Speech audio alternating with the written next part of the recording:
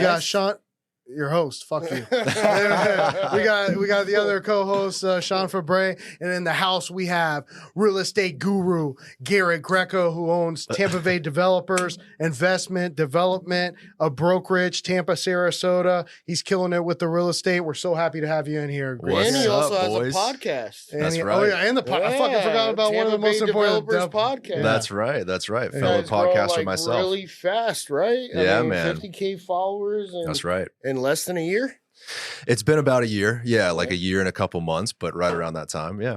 And how did you get into real estate? Let's just kick it off from your background, like where it started off. I mean, going from maybe high school or college, whatever, where you got the idea, you're like, all right, I'm going to start my own business. Yeah. I mean, it's kind of important to go back even further. Oh, okay. Because my story with Tampa is really close. Like me and this city are like, like this, right? So You were born here? I was born here in Tampa. My father was a judge here for 20 years in Hillsborough County. I could have You're not sworn telling- that you're not Greco telling me name. Judge Greco. Yeah. No way. Dude, Yeah, I was man. like, when you said your name, I was like, this sounds really, really familiar. Yeah, the Greco family. We came here in the late 1800s. My great grandmother Rosa rolled cigars in Ybor City. So I'm deeply connected to this city. So my dad was a judge. My grandfather was the mayor, Dick Greco here, 4-term mayor. I thought. And so as a little kid, having my dad as a judge and my grandfather the mayor, I was just super interested in the city, how it operated, how it worked, stuff like that. I always had a fascination with it. Parents get divorced, shit goes down in your life when you're a kid, and that's all right. But eventually moved away from Tampa when I was 11 to live with my mom in Sarasota. My mom was in real estate. She did a little wholesaling. She worked for a realtor that was doing very well at the time. She was her assistant. So my mom got her license and started working in the real estate space. This is in Sarasota. Mm-hmm. And so I just grew up like middle school, high school, watching my mom in real estate. She was just a badass single mom trying to make it, super hustler, grinding every day. Like I would hang out with my cousins and do an after school program, and my mom would just be sun up, sundown working. Mm-hmm. She was a true badass. She's still going today, still going strong. Yeah, so that's kind of where the real estate thing came in for me. I moved back to Tampa in late 2017. And damn, so it's really recent, man. It's pretty recent. 6 years ago, yeah. People say where were you born? Where are you from? Tampa. Where'd you grow up? Not really Tampa, right? Like kind of Sarasota. So like Bradenton? No, true Sarasota, proper Sarasota. So like downtown area. Like Fruitville. Yeah, Fruitville. Went to Sarasota Military Academy, which was a good time. got some stories there for sure. I love it. He said proper Sarasota. Okay, proper you know where Sarasota, proper Sarasota is. That's where all the money's at, right there. That's right. Yeah, there's like this Sarasota kind of Bradenton beef type deal down there. You know, way. I didn't even know that. A little bit. What about Palmetto? People Almost hate similar to Palmetto? like the Tampa Brandon beef. You know what I mean? Man, Brandon doesn't even stand a chance at Tampa, man. Exactly. I don't know where this beef's coming from. I don't know, man. It's like the urban area versus the suburbs, I guess. I don't know. There's always been a tiff, I guess. Allegedly. So pick it back up. Yeah, like went off to college, Florida State, go Noles, had a fucking awesome time.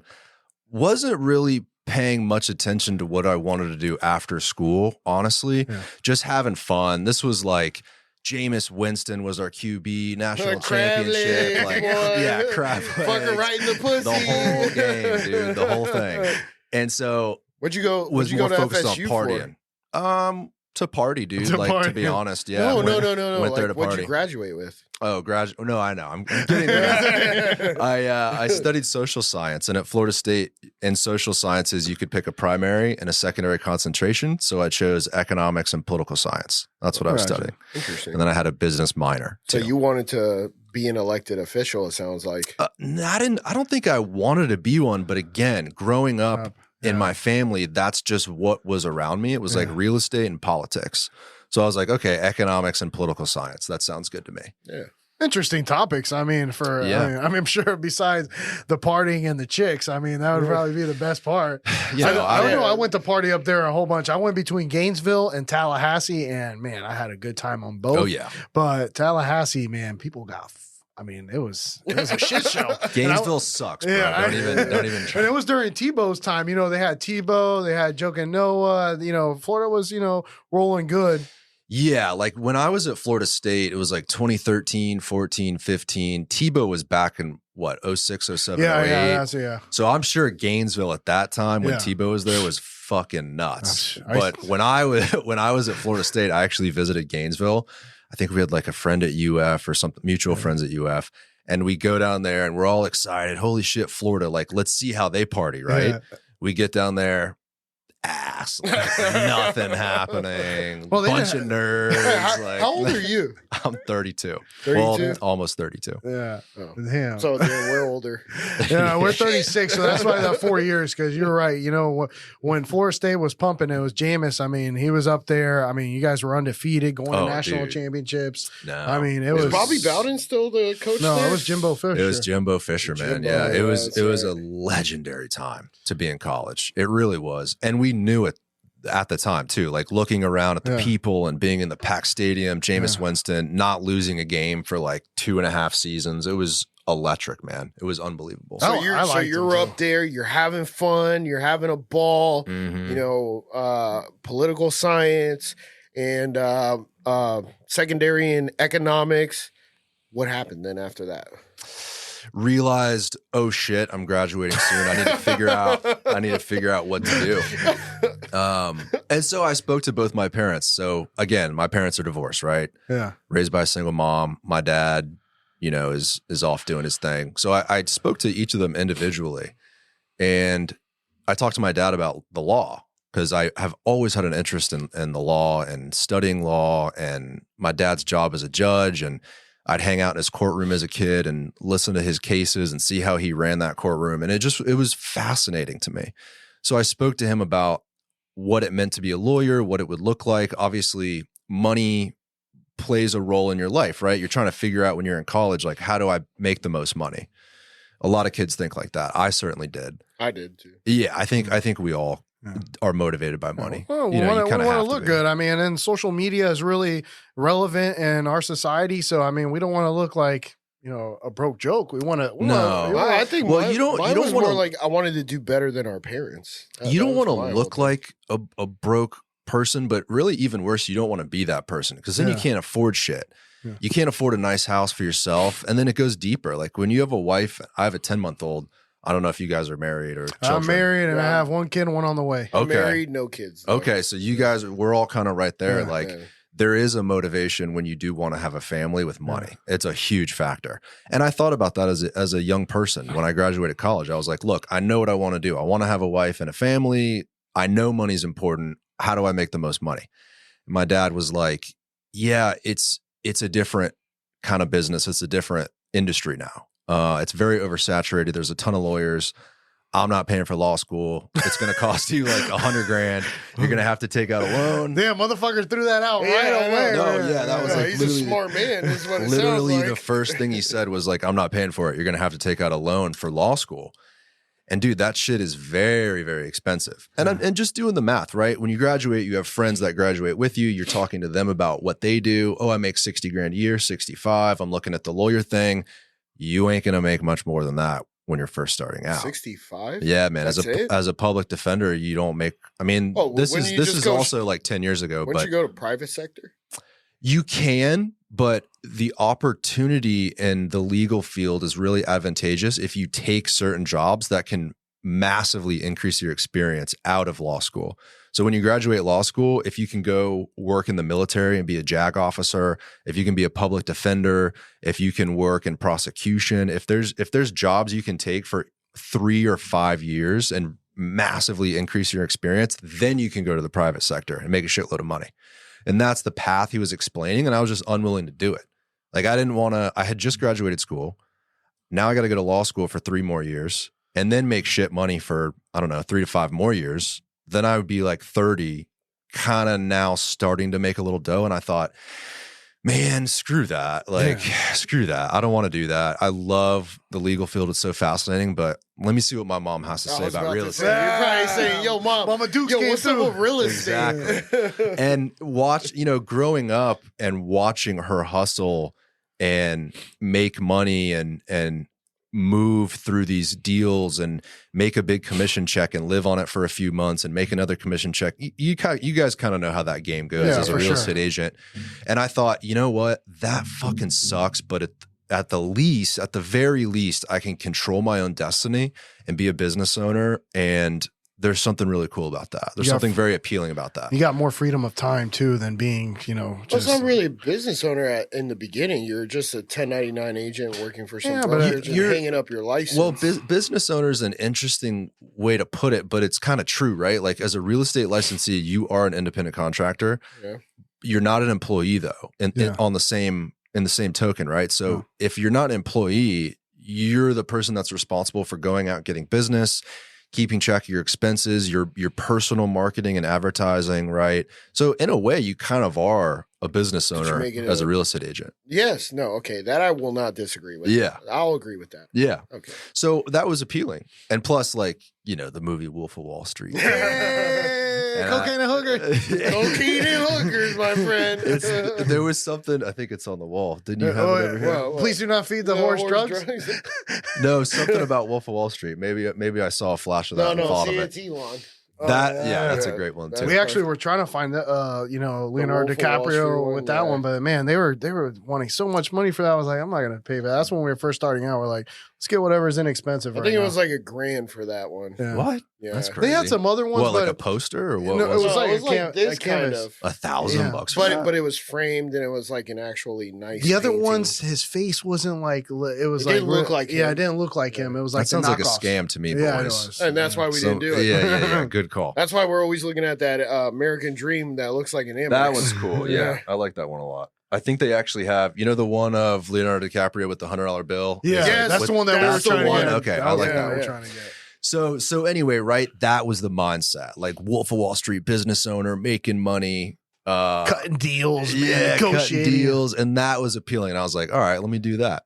So my junior year of college, I got my real estate license, and the summer before that, I worked as a foreman's assistant at an apartment complex in Tallahassee called the Woodlands. So if anyone listening goes to Florida State, you probably know the Woodlands. It's right behind Publix, where Jameis stole the crab legs. So I'm property management, right? Property management, bro. I'm doing construction type shit though. Yeah. It's not quite buttoned up real estate services yet. I'm checking off lists. I'm doing blue tape type stuff. Punch out list, right? Yeah, punch out. This is over the summer in Tally, so it's hot as shit. And I'm making like $9 an hour. Well, the summer after that, getting my real estate license, I helped my girlfriend at the time's dad buy an office building in Tampa. Very small. It was like 350, 400 grand as a brand new realtor. Yeah. I had my mom kind of help me with it. Then you saw that commission check. Dude, I made like $6,000 or something like that. Small check, in the scheme of things. But as a kid, bro, when you're, let me think, I was 21 at the time. Okay, I had worked a whole summer at $9 an hour in the heat and made like $600 or $700 after the government kicks you in the nuts, right? Yeah. So I get this check of $6,000 and I'm like, holy shit. Like, so that added very much to that decision I made when I graduated of what I wanted to do. Yeah. I was like, bro, if I can get these big checks coming in, there's going to be, maybe I can create something special. I don't know. So that was like the spark of real estate for me. And I saw the spark in your eyebrows when you said that. It was like, yeah, man, there was a spark there. And it was like, that was the aha moment. Money is so important. Yeah. And people that ignore that fact are putting themselves in a bad position. They're delusional. Yeah. What's that country song? Money can't buy happiness, but it could buy me a boat. It could buy me a truck to pull it. That's exactly right. Yeah. Or pay for your, baby's milk and a roof over your head, right? Yeah. Like, or your wife's fake tits. It don't matter. Everything, They bro. can pay for anything. Anything and everything. So I was very motivated by that fact. And I talked to my mom and she said, it's hard. It's very hard. but you're young, and if you stick I'm with sorry it, she was talking about me. I'm just kidding. I'm just joking. I'm joking, bro. That's a joke. Jeez. it's all good, bro. Hey, it is Happy Hour Holidaze. It is by the way. happy hour, but it's so early. It's not even noon yet. Whoa, nobody knows Oh, when my this bad. gets posted. It's 5:30 p.m. on a Friday evening. There we go. Don't but worry. really, it's 11. What does that say? 11:45 Don't even worry. I'll a.m. cover the clock. You know. So yeah, man. Like dove into it. Was basically my mom's assistant. She was selling maybe like 10 million in volume a year. So doing That's well, respectable. like That's doing respectable. good. You know, certainly making a living. Residential? Nothing crazy. Residential, helping people buy and sell homes. But when I started to work with her, because I had just graduated college and studied business and economics and all that, I had a very business-oriented mindset. So when I started working with my mom, I immediately saw the need for her to break off from the brokerage she was at, for me to start my own brokerage. We could save that money we were paying that old broker and use it for business expenses and marketing, advertising, like grow her business. I was like, Mom, I really think it's possible. I could get my broker's license, start our own company, and you can just be my agent and I'll handle all the legal, administrative, bookkeeping, like all that shit. You just focus on selling homes. You had already been an agent for 2 years, right? Yeah, I think at that time, well, when I first joined her, I got my license my junior year of college. So when I graduated, it was only about a year, but I had that mindset. You have to wait 2 years to get your broker's license, right? So I think it took me a couple years to convince her. I was going to say, was a because good idea. with agents, a lot of them, they go, I don't want to deal with the headaches. I just want to be under this broker. Well, liability is a big liability, one. Well, E&O is not that expensive. Yeah, it's not that expensive, but there's a worry. There's like there's a liability thing that agents always worry about. Well, like, oh fuck, I don't want to deal with that. That's what the insurance is for. Right, but again, it's like an agent. It's a mindset thing where this is more in general in business. It's all about headspace. And as you guys know, like you guys are business owners, if you're worried about so many different things, it's very hard to grow and expand and effectively service your customers. Yeah. So unless you delegate, which is what you should do, which is what agents do when they place their license with a broker. Essentially, they're delegating all of the liability and administration on their broker. But I mean, they're still paying for it. They're not paying for the task. They're paying for the task that they don't want to do. Yeah. But they're backwards delegating. They're delegating in regression instead of progression. They're taking a certain percentage of their commission.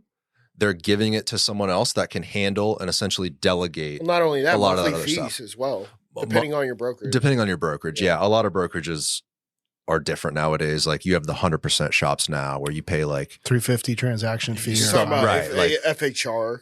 FHR does that. Piney Woods is another example. Too, yeah. I mean, there's probably a million examples. What about these the EXPs where now they're giving people like stock options? I mean, bro, it's like a multi-level marketing. Type. I mean, you bring in people. It's a pyramid scheme, basically. I don't disagree. Well, Keller Williams was doing that too. Keller Williams would be like, you bring 5 agents, you get a little residual. Yeah, it's recruiting, right? I don't think it's necessarily a bad thing. No, it's for Keller Williams. For the agent. For them, right? Yeah. I mean, I always thought the same. Like for EXP, I think a lot of those people are more focused on getting more agents than they are selling homes. Yeah, without a doubt. Which is fine, but it's just a different way of doing business than actually focusing on selling homes and sales. When we get back, Happy Hour Holidaze, we'll ask Garrett, we'll continue the story about Tampa Bay developers and how it evolved to a big deal here in Tampa Bay. We'll be right back.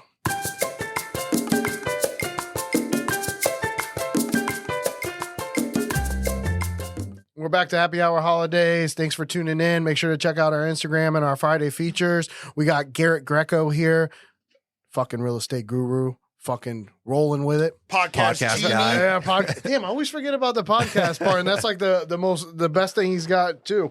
So we were kind of talking about the investment and development side as well. But we were talking also, man, I fucking forgot right now. Well, we were talking about like how I got into real estate. I think is how we left off. Your mom didn't want to become the broker. You wanted the business aspect of it. Yeah, man. Yeah, so eventually just convinced her that was the right idea. Convinced her customers. What'd you tell her, I wouldn't fuck it up. Huh? No, What'd you tell her? That's what you just said. How to leave her current brokerage? I mean, dude, it was a hard conversation, right? Because here I am, 22, 23. Yeah, I'm going to start my own company. Like, and she's like, you're too young. You don't know. At that time, this is a couple years in, right? So she's selling like 14, 15 million, like doing well, and yearly. Yeah, annually, but working with very high-end clients. So like selling 14 million, but selling like 14 homes. So she right? was like all competing against the homes. Tony Everetts of the area. She was in Sarasota though. This is in Sarasota, remember? Yeah. Not Tampa. Oh. But yeah, she was that type of like luxury broker. She just Tony knew that Everett game. is, right? Oh yeah. Yeah. Oh yeah. Yeah, she's an old Tampa gal. You should get her on. I don't know if that's even possible. Just do it, bro. DM her. I think she did it. I think she did a radio show before. She's got experience, but anyway, yeah. So like convinced her and her customers it'd be a good idea, broke off on our own, and spent those first 5 years basically making sure I didn't fuck her business up and making sure that all the T's were crossed and the I's were dotted, and I reviewed contracts, and I had to put us in a position to not fail because I had a lot of pressure on me, obviously, right? Like we brought with us a developer that we worked with in Sarasota. My mom had all of these customers and clients. The first house we listed was a record for us. It was at the time $4 million. It was like 3.8. But in today's world, that house is worth close to $10 million. So at the time, that was a big deal. This is all in Sarasota. This is all in Sarasota. Okay. And so I was very diligent on not fucking that up. And then, after those 5 years, I felt more comfortable. And I said, you know what? Let me build the brand in Tampa. So you're 28 at this time. Yeah. So kind of, 28 or so, moved to Tampa. Not married yet, right? Still Not single? married. No, but he Moved is to now. Tampa with my girlfriend. Yeah. Married now with a little baby. And so, moved to Tampa, established an office, grew it to about 15 agents. This is going back the last 2.5 or so years. But along the way, right, that whole time while I'm being an agent and being my mom's broker, I'm also doing investing in real estate. And truthfully, that piece of the business is what interested me the most. One, because it was so creative. It's so creative to take a property, renovate it, put it up for sale, and sell it and make a profit. Any I just properties thought you that wanna was mention? incredible. Oh yeah. I mean, from the beginning, the first one I ever did was 2015. It was in Sarasota.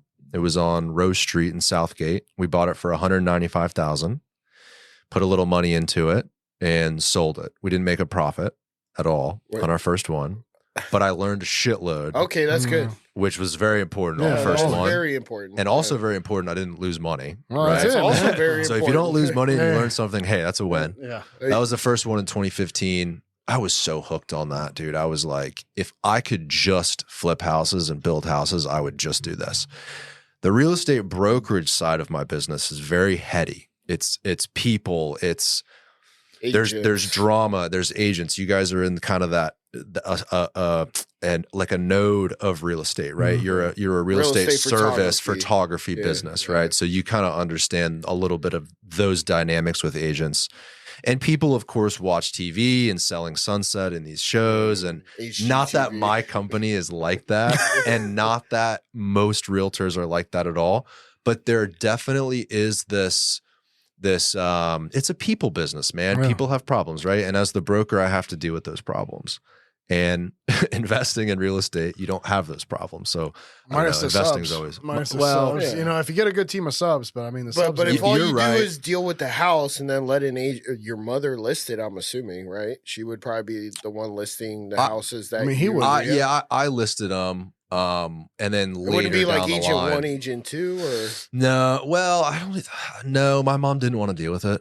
yeah, She was dealing with her multi-million-dollar people that required a lot of attention, and so if we're selling like a $200,000 home, she just didn't want to deal yeah. with it. She's like, no, But- you take that, Garrett. So yeah, exactly. So like I listed a lot of the stuff in the beginning, and then moving down the line, we would hire commercial brokers for certain things. Like I remember the first 2 little apartments I bought in this condominium complex were $59,000 a piece, and they rented for $850. They were Section 8 housing.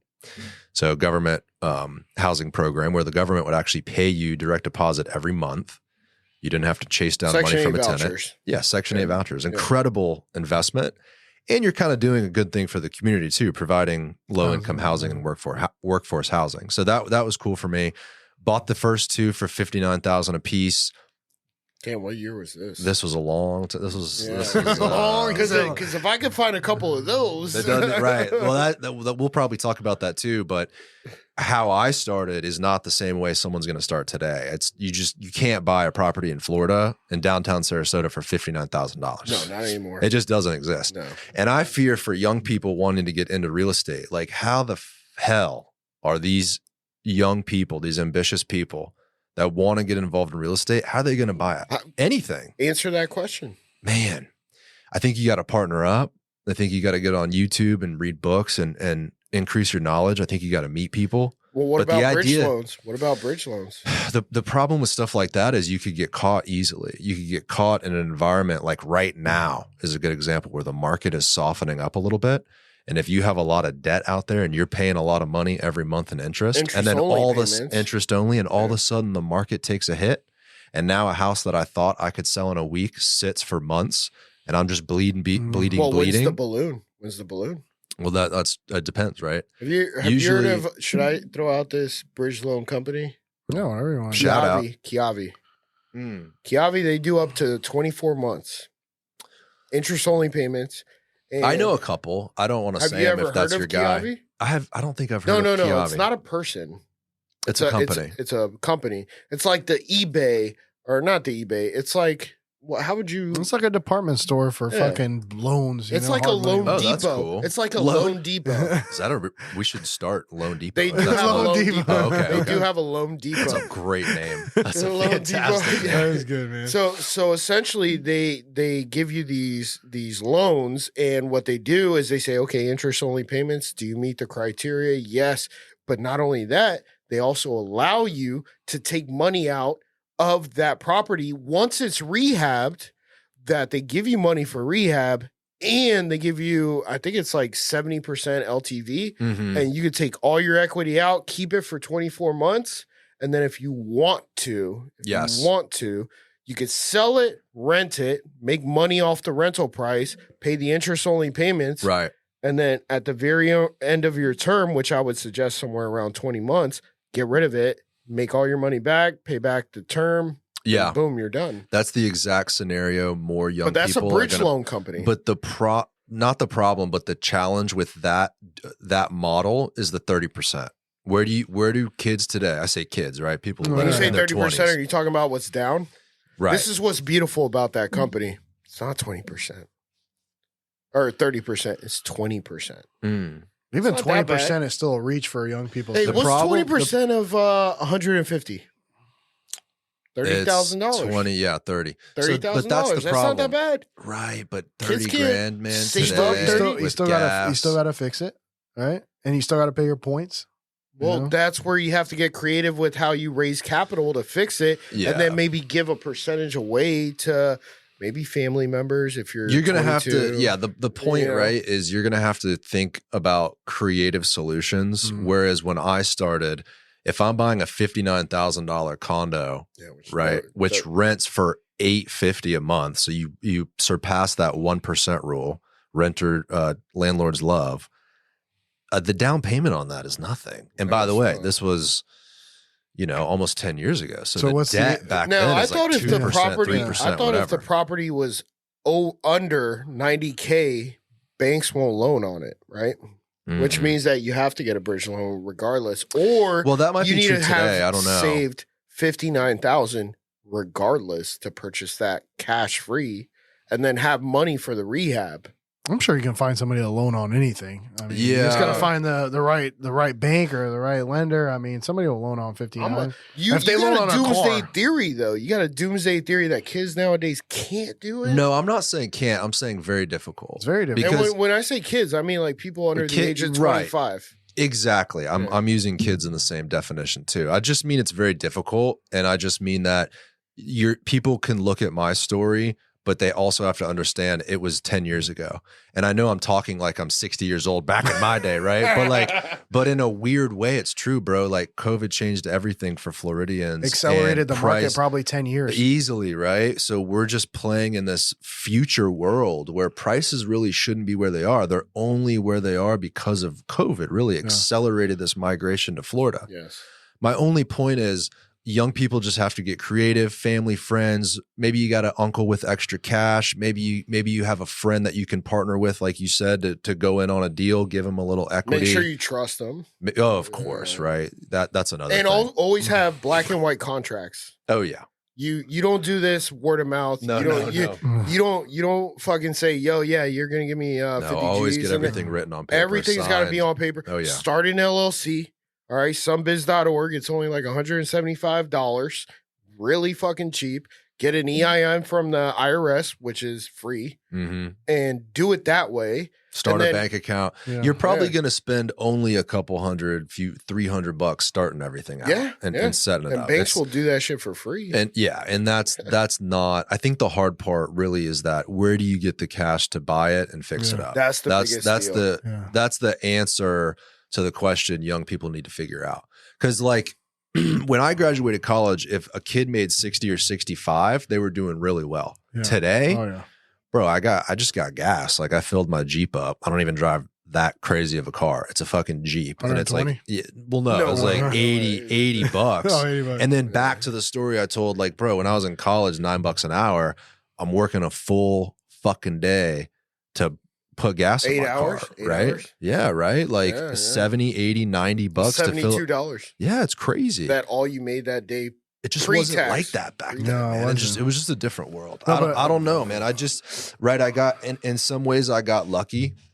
Of course. First of all, luck is not something that happens. You make your own luck. Man. You do make your own luck. Yeah. But I think luck, if I was to define luck, it would just be it would be you being prepared for opportunities. And when opportunities are in front of you, you taking advantage of those opportunities. That's really what luck is. I agree. I agree with, Garrett too, because there was an old guy that we were talking to when we first started a real estate photography company, and I was shooting his house. He's like, you could have started this company in 2005 when the market was crashing and you would have closed down. Yeah. He's like, there's a little bit of luck in everything. Yeah. And that was some luck that you started your business at this time and it was at a booming time. Especially in an industry where we are beholden to a market. Yeah. So we're operating, and you guys included, right? If tomorrow no houses sell and we're fucked.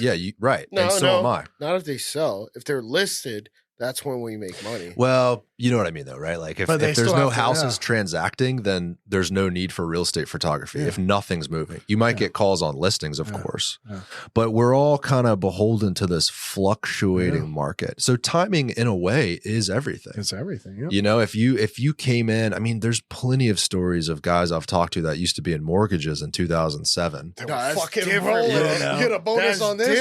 That was the short. The Big Short. The Big Short. Where he's like, if a person comes in wanting more, these immigrants don't care. That's one of the big things. He was like, you know what? I target immigrants that can't speak Spanish or English, bro. And we just target them real, because bro. I know it's real. And then you had the guy who played Michael Scott in The Office saying, wait a second, why are they disclosing all this information? And he's like, they're not disclosing the information. They're bragging. They are bragging, man. They didn't even know what the fuck they were doing. I talked to a guy 2 weekends ago. We were at a wedding in Palm Beach, and he was literally those two kids bragging with like the Lamborghini and the mortgages and all that. He's like, bro, it was crazy. We'd go to the strip club. We'd be selling mortgages. We'd be bringing girls to the office. It was like literally Wolf of Wall Street, slanging mortgages, 2007, 2008, and then everything took a turn. And all those guys got fucked. And along with everybody else, they sold 3 or 4 mortgages to. That's right. Well, man. And as we all know, the whole economy collapsed. And if you had just started, I want to be a realtor. Good luck. Good luck. Right? So timing does play a role. That's where now, but there's also a way to pivot. So like in that era, there was some people that decided to work with the banks for short sales. And those realtors did very well because they're like, okay, now we're hired by the bank to short sell or even sell the foreclosures. That was few in between, though. To be able to get the REOs. But that is really, creative. Really good point. But that is creatively pivoting to a place where you understand where the market is going, which enables you to make money. So I know a ton As of a realtor realtors. in I that know point. a ton of older realtors that I met through my mom, working with my mom, that were alive and well during that time period because they're just fucking hustlers. Yeah. And even though the market crashed, they said, all right, who do I know that wants to sell a house? Who's my client? Banks. Boom. So they called the banks up and they got those deals done and they made money and they survived. That's real. Like people can pivot for sure. Because why do banks want to get rid of? They just want to make sure that they can make a portion of whatever they owed on, whatever the homeowner owed on the house, and then say, okay, boom. All right. All we need to do is maybe lose 25%. We're going to be good because we made so much money for the last 10 years. That's exactly right. That or longer. We're going to sustain. Now, Neiman Marcus, or was it Neiman Marcus? Or Lehman Brothers. Lehman Brothers. Lehman Brothers. Lehman Marcus. Neiman Marcus is a clothing brand. My They bad. were probably hurt Lehman too. Brothers. Lehman Brothers were the first to take the hit because of the credit default swaps, right? Mm-hmm. And they were the ones purchasing these subprime packages from the larger banks, saying, "Oh yeah, we're gonna make money. We're gonna make money." When in reality, what these big banks were doing was providing loans to individuals that couldn't afford it because of the stated income loans. Yeah. Yeah, it was a huge, it's basically a It huge was a conspiracy. clusterfuck. It was basically a huge clusterfuck. conspiracy. Like you got these young dudes selling mortgages to people they know can't afford the house. But then you have these big banks kind of turning a blind eye to it because they can take all of those mortgages, package them up, mix in good loans, mix in the bad loans, and then sell them to the institutions. Yeah. So like they were making money, the young dudes with the Lambos were making money, like everyone's happy, everyone's making money, and the whole thing collapses. And the whole And then- thing and just then drops really, up from the bottom. After that whole collapse, wholesaling and assignable contracts became one of the biggest ways to make And money. there's right. another pivot. There's another pivot. There's another pivot. There's always a pivot. Yeah. There's always a pivot. Like when you think the darkest days are in front of you, really, well, I think Warren Buffett said this. He said that when everybody is scared, that's when you should be attacking. Yeah, it's true. Yeah. And the pivoting thing is a great way for a young person to move forward and forget some of the doomsday shit that maybe I'm talking about or you probably hear on TV, right? Like a young person can pivot a lot easier today. They have podcasts, they have books, they have YouTube, they have so much information that was kind of starting out when I started, but like definitely not as prevalent as today. No. So if you're young, just understand, bro, there's information out there for you. Like search for the information, meet people, listen to podcasts, read books, like do all of that and you'll find a way out. You just got to fight for it. But this is a problem. Very far, few and in between. You can listen to it, but if you don't react to the information provided, then you might as well be in the same place you were 20 You got to minutes take ago. action. You got to You take have to action. Remember, 90%, there's a 90% and a 10% rule. Most people are 90%. The numbers never change, just the faces do. We'll be right back to Happy Hour Holidays.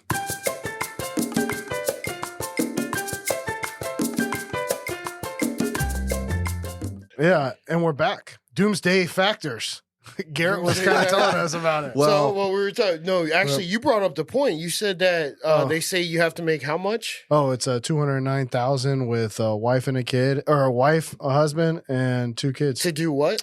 to live comfortably. Here's the thing with that, right? And I think single it was like one something if you were just a. It's single such a relative term though. Yeah. Because when this is an example, right? You guys know Storm energy drinks? Have you heard of Storm at all? They're local to Tampa. They have a retail shop on Kennedy and one on McDill in South Tampa. Young couple owns it. They sell like protein shakes, energy drinks, stuff like that. Okay, small business. One time I wanted a Storm energy drink and I was sitting at home and I didn't have time to run over there. I was like, fuck, like let me Uber Eats it. By the time I pay the $7 fee for the drink, and then there's like a fee for Uber Eats, $3.99 and for then delivery. a freaking delivery fee, And then a a tip, Yeah. I paid like $25 for a drink, right? But you'll now do it convenience. right, and there is a market for that, right? I'm like, okay, well, today I'm paying for convenience. So when I see a statistic like that says, oh, you need to make $200,000 a year to live comfortably, in my head I'm like, Like, what are we really talking about? Are we talking about the people that are doing stupid shit like that? Yeah. Like, that was a stupid thing I did. I'm paying $25 for a $7 drink. But if you fucking want it now, then that's living comfortably. But I don't think that's Garrett's point here. What he's saying I is know that he's just saying, individuals can make fiscally responresponable That's exactly decisions, right. Yeah. or they could do what they want and then complain about things they can't have. I think a lot of Americans today are very, very used to a certain type of lifestyle that is frankly wasteful. Yes. And again, right, the example I gave, I'm in that same boat. But there's definitely a way to get through life with a wife and children and not have to make $200,000 a year. Now, you ain't going to Universal Studios for a whole week every summer. You're not going to send your kids to private school. You're not going to be getting Uber Eats energy drinks, right? Right. But you definitely can think about how to be disciplined with money. And I think it goes back to getting started in real estate as a young person. You gotta be disciplined with your money.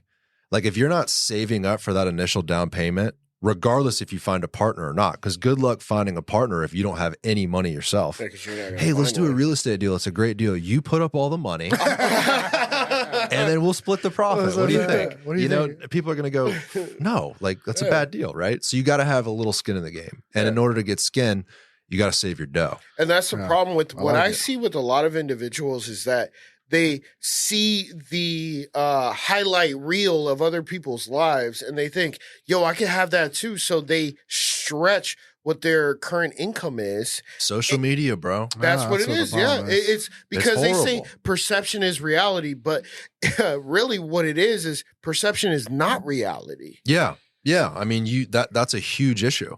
Yeah. It's a poisonous, leechy parasite that's attached itself to our society, man. Social media is horrible. Thanks, Mark Zuckerberg. And we're a part of it, bro. Actually, it wasn't Mark Zuckerberg. It was part Tom. of it. We're on Instagram with our podcasts and shit. Like, no, but that's different because what we're trying to do is we're the good guys. We're the good guys. No. Well, we're educating one and first and foremost, and we're trying to make that well, at least we are. I'm sure you're already making money off of it. An income producing stream. No, that's a good point. Yeah. Yeah. We're not doing using it for a purpose. Yeah.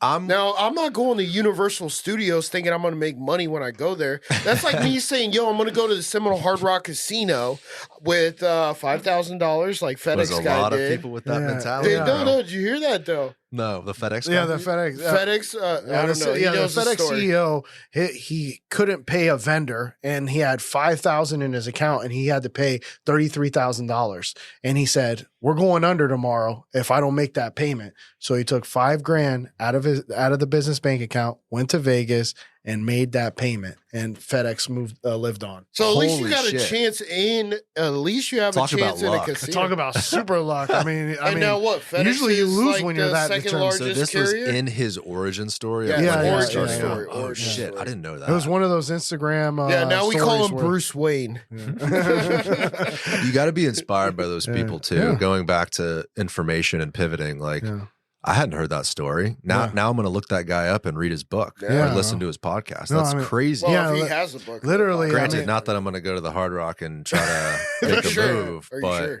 well, we'll see. You're gonna be like, Mom, listen, the brokerage is gonna go under unless I take this $100,000 and turn it into $10 million. You know what though? My mom has such a high belief in me that I probably could tell her anything and she'd be behind it. I think that's important. Well, you've already proven yourself to her. I mean, well, even back then, man, like having someone who believes in you is really important. You got to find that person. Even if the person's not real, you guys are lucky. You guys are brothers in business, podcasts. Like you guys have each other to rely on. I was an only child raised by a single mother. My dad was very conservative and not really good with money. My mom was just like not diligent at all, just making a commission, spending it, putting groceries on credit card, not having enough money to pay rent, shit like that. Like I didn't have anyone in my life that was disciplined with money or very business oriented. I didn't have that Uncle Gino, he's got the business and he's the guy to listen to. I didn't have an Uncle Gino. Like a rich dad, poor dad. Somebody, we didn't. I mean, we didn't have that and today, what's really cool? You know what we had? We had books. That's what I was gonna say. Today, you don't even really need that, bro. No, you just need to be a searcher, and you just need to go out and find it. I've found tons of guys that I don't even know that I love to listen to. because I don't have that as a father or a figure in my life that I can look at. The first person, truthfully, that changed a lot of my mind about business was an ex-girlfriend's dad, and I was like in my early 20s. What was he? He owned a drug testing company, and he was just a serial entrepreneur. Had owned car dealerships, had owned multiple companies. And the reason why I love this dude so much is because not only was he super successful, he had the house with the boat, with everything he wanted, designer shit. The reason why I loved him was because his kids loved him. He had 3 kids, bro, that were like his best friends. And I was like, damn, it's possible. Again, Wolf of Wall Street type shit, right? Like I'm absorbing Wolf of Wall Street. My parents are divorced. I have kind of a broken childhood. And then I see a guy that has both. He's got the money and the kids and the happy family. I was like, damn. Dude, it's possible. Are you telling me that, like, that's the hardest part is that your father and your grandfather didn't steer you at all, or no? When you're my father and grandfather, because I mean, they, in their own right, they were successful. Same as your mom, but political office doesn't make you successful. Yeah, I was just gonna say, man, okay. it's well, I don't know. No. That's why I'm asking you a question. It's a really, really good question because. So they didn't steer you. They didn't steer you at all. They didn't steer me at all. In fact, they steered me away from things just by the nature of them being themselves. Like, as an example, my dad has been married a lot. Like, I don't want to come on here and like talk shit about my father. More than 3. More than 3. It's okay. My father-in-law was married 3 times. More than a handful of rings on women's fingers, right?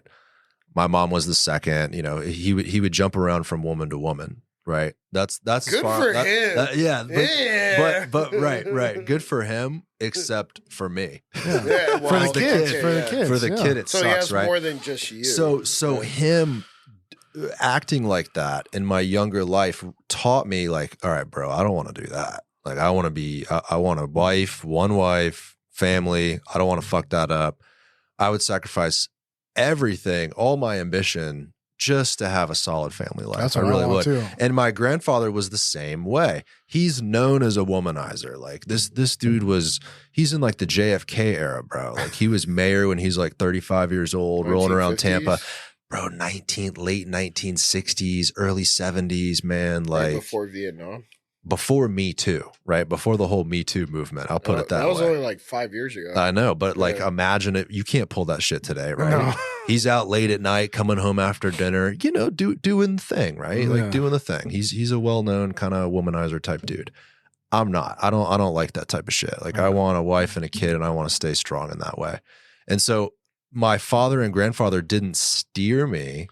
I just looked at their life and realized I don't want to live like that. You want to be the opposite. They're also not good with money. My grandfather was mayor for 4 terms, worked for the DeBartolos for 20 years, and now lives a comfortable life, but doesn't really have anything to show for it in terms of money, in terms of business. This, right yeah, now? Of course. Okay. If he's saying it, he's okay. Yeah, I'm okay with it. I'm sure. not going to go into specific details, but my whole point in saying that is everything is not as it seems on the outside just because of a title. And those are great men. They really are. Like my father did great work as a judge, and my grandfather did incredible work. He's a Tampa legend. They were influential. I'm not taking away from any of that. I'm just simply saying and granted, behind in their the defense, scenes, bro, in their defense, think about the headspace it took to raise a family and be the mayor and like run the city. And then you have a family and a wife and babies. Like that's not easy for anyone. So I'm not taking away from my father or grandfather. I'm just saying they didn't figure out a perfect balance. That's my only point. They didn't figure out a perfect balance. I look at their life and I would like to focus more on the business and the family side of things before I focus on the politics and the who am I going out to dinner with and who's this person and who's that person.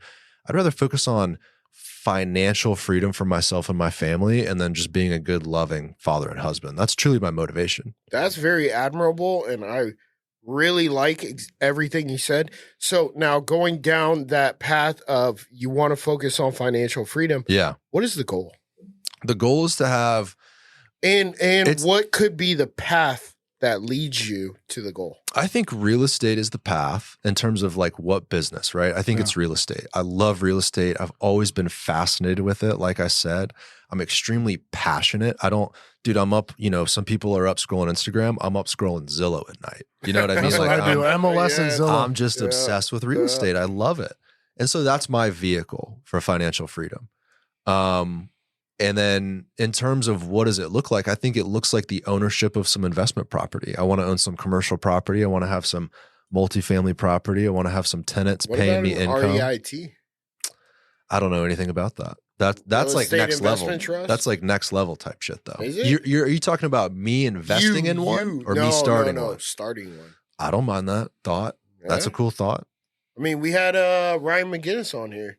Yeah. Love Ryan. He was on my podcast too. He's another hard money lender. On? Yeah, man. Bro, I got shout out Ryan McGinnis. Ryan McGinnis is awesome. This guy's a young man with fucking humble as can be. Well, super fucking humble. You talk about a guy like your last question, right? The business question, the financial freedom question. You talk about a guy that has that figured out. His business model is unbelievable. Mm-hmm. He lends money to real estate investors at a higher interest rate, like 12%. I think he just keeps it at 12%. I think it's more than that. No, it was 12%. I think it's 12. Yeah. And then he does the same thing, which you explained earlier, where it's like, hey, the borrower comes with a max 70% loan to value. And then Ryan makes monthly income based on the interest only payments. And it's a safe investment. It's an amazing business. He has almost $100 million lent out. He has investors that work with him. Like the dude's got that figured out. So the question for myself is, how do I figure out that game and the family thing? So whatever I do in business, it's always like I always add on the family layer. Capital investors is what you need to harvest. Yeah, 100%. But I'm with Garrett. I mean, like we couldn't have developed this business, the real estate one, the photography one, being married with kids. There's just no way. Yeah. The balance would have been neglecting your family in order to succeed in this. And not to say that's the only way to do it, but in order to hit that fucking limit, which is unlimited, you have to be invested 24 hours a day. Well, it's like when people say, what's the definition of success? It's not, well, how much money did you make? I mean, that's not really it. Or I was the mayor. I'm successul, period, the end. That's it. No, like there's other aspects of success that are extremely important. I think family and a relationship is one of them. You don't have to have a wife. Yeah. You can be a gay dude with a husband, right? Yeah. Like the story's the same. Yeah. You need to take care of your people and your family and your friends and be a community leader. And like, that's my goal. It's financial freedom, but it's also, I want to be a person that my kids can look up to, and the kids in my family, the children and grandchildren, there's a little bit of a dissatisfaction with those men, my father and grandfather, because they lived the lives they lived. And unfortunately, because of their positions or because of whatever excuse you want to make, it was hard for them to have a good relationship with their kids and grandkids and all that.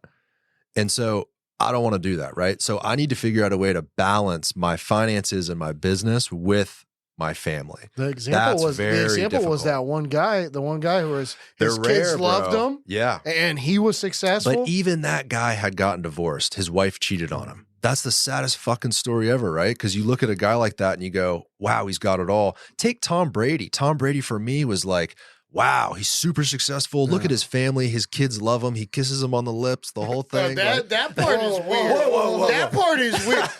No, that's true story. I know, I've seen it. Yeah, it's fucking weird. It's love, bro. His 13-year-old kid. Maybe his love is different from your love. I don't know. Diddy's love is different than everybody.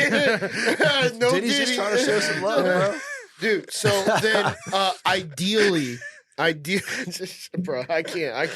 But ideally, what would you consider is the most successful that her person? Allegedly.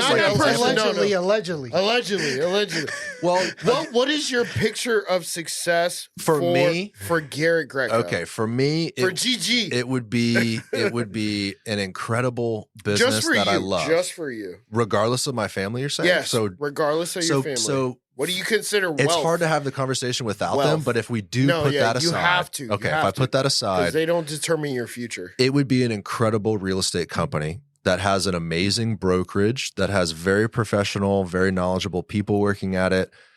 I don't know a number. 50 agents would be fine. 100, whatever that number would be. Investments, having incredible real estate investments. What's your mom's last name? Greco. Well, Cash was her maiden name. Bro, Greco Cash. You like that? Cash Cash Greco. For what, like a company name? Yeah. Yeah, well, I got Greco Real Estate. Maybe Yeah, I can I like add the it. cash No, in the no, middle. fuck that. somewhere. Actually, Greco. you take real estate out of it and you just make it Greco Cash or Cash Greco. Greco Capital. Yeah, Greco Capital Cash. Yeah. We'll brainstorm later. So just an incredible amount of assets that are worth holding and something I can be proud of. Not shitty pieces of real estate that I don't take care of. New roof, happy tenants, beautifully landscaped, something that's a part of the community, right? People drive by my real estate and they go, damn, that's a nice spot. That's what I want. And then development. I want to create projects, create incredible ground up mixed use projects. Think like Water Street. Like people, so think about this, almost right? like city planning. Since we're well, even further, right? Being a developer, since we're talking about the plan of my business and what I aspire to be, think about this, right? If you're a young kid that likes basketball, you're looking at Kobe, Jordan, right? All these guys, right? Jordan. LeBron, maybe. Fuck LeBron. So that's who you look at as a young kid who loves basketball. Me, as a real estate nerd, I look at Jeff Vinnick. I look at Water Street. I look at Daryl Shaw, right? Yes. I'm looking at these guys going, that's what I want to do, dude. I want to create incredible places, these just amazing city blocks that have restaurants and people are living upstairs and enjoying them. That's what I want to do with my business, is I want to create an incredible real estate company that services all of those aspects of the industry. Yeah. And I mean, Grant Cardone said it best. I don't really care for him sometimes, but he said it best. Number one has to be your dream. Number two, your family, only because if I don't make my dream happen, then I can't take care of my family. All right, so we got 50 seconds left. What if you want to leave somebody with your final words? What would it be? Just keep hustling, keep grinding. I've, in my life, felt like giving up so many times. Just keep going, bro. Don't give up. There's so much information. There's also so much fun shit in life. Chase the fun, bro. We didn't really talk about the podcast, but that's why I love the podcast. Yeah. Tampa Bay Developer Podcast. Check it out. I explore all this stuff through Tampa's growth. We also talk about Tampa history, cigar rolling, all the cool shit happening here. I do that for fun, bro. I do it for fun because I enjoy it. If money is down the road, that's fine too. Chase the fun. Chase the fun. You heard it here. Thank you for watching Tampa Bay or Happy Hour Holidaze. Make sure you check out Tampa Bay Developer Podcast. It's freaking fantastic. And tune in next week for another.